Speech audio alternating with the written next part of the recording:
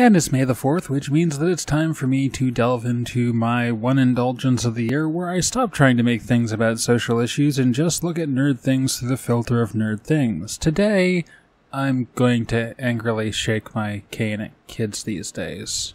Well, not really kids these days, but a modern progression of movie storytelling. There will be spoilers for the first 6 Star Wars movies, at least to some extent, and Episode 8, possibly Episode 7 too. I don't know how much I actually have to get into this. Just assume that if you're not caught up on these movies and you don't want them spoiled, that this is probably not the video for you. That said, I haven't actually finished Star Wars Episode 8 yet. Well, I mean, technically I finished it, but I had some really bad flu thing, and I don't remember half the movie, and I had this fever dream about Leia Organa flying through space. Thank God that didn't happen in the movie.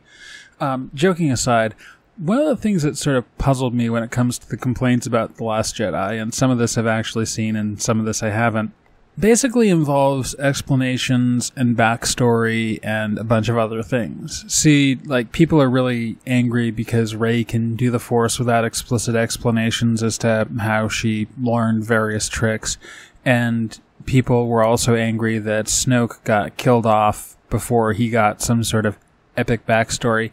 And I understand that movies have moved on since, the original trilogy and the prequels, but still, this is a Star Wars movie.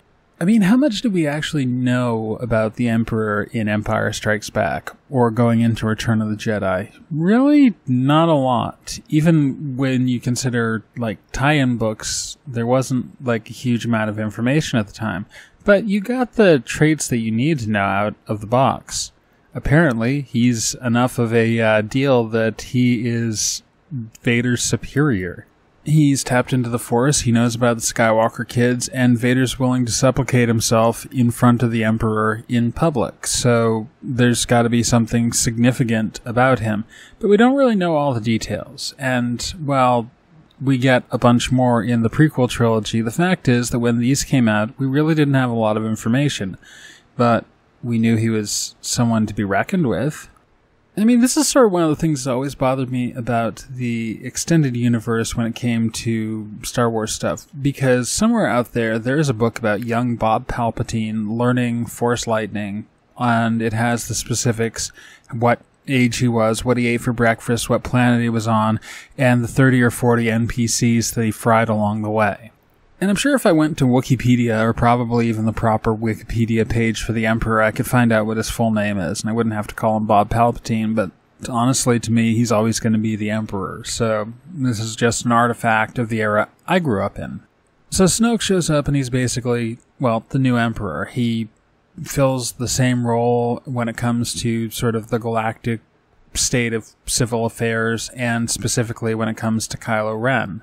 And then he gets killed by his apprentice, which is shocking because that's never, ever happened in the history of Star Wars before.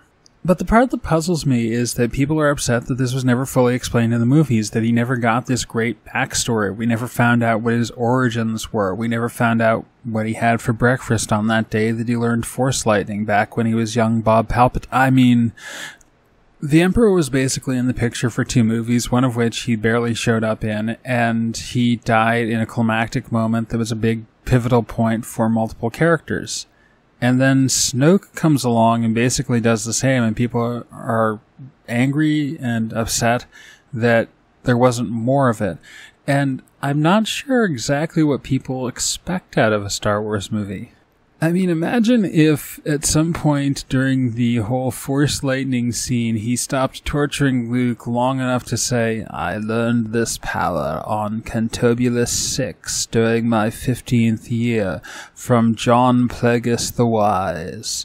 And that is how I can cast Force lightning. Let me tell you its exact parameters."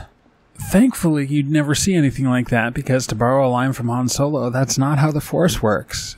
And, I mean, that brings me to the other thing about Rey and, how did Rey know how to do X, Y, and Z? How did she do this without a teacher, etc., etc.? And, watching the original trilogy, they explain the Force in very vague, loose, mystical terms.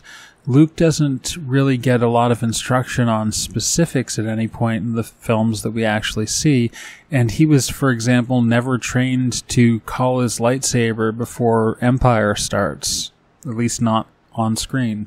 From the dialogue between Luke and Obi-Wan, we know that it controls your actions but also obeys your commands, and nothing is specifically said about having to learn how to use it in a specific way. In fact, when Episode 1 came out, we found out that Anakin was tapping into the Force intuitively without any sort of formal training whatsoever. And he apparently becomes an even better pod racer pilot by being instructed for like 10 seconds. And I mean, the irony is that I've already sort of referenced the only counterexample I can think of in the first 6 movies, and I'd argue that it's not necessarily a great counterexample.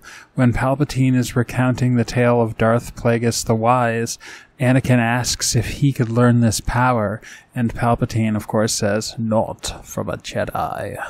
And even still, I'm not convinced that Anakin Skywalker meant, can I update my character sheet when I level up to include this power under Force powers? I think he's just talking about, can I learn to do this? And that might still reference the fact that it's a rather obscure technique, and Jedi have sort of a different mindset on how the Force works.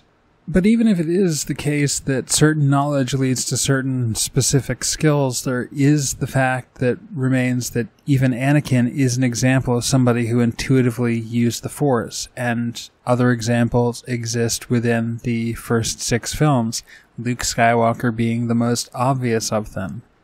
Anyway, I'll close this out by saying that I kind of get where this stuff is coming from. I understand why people have come to expect more data because we've got decades of supplemental material with which to draw these conclusions.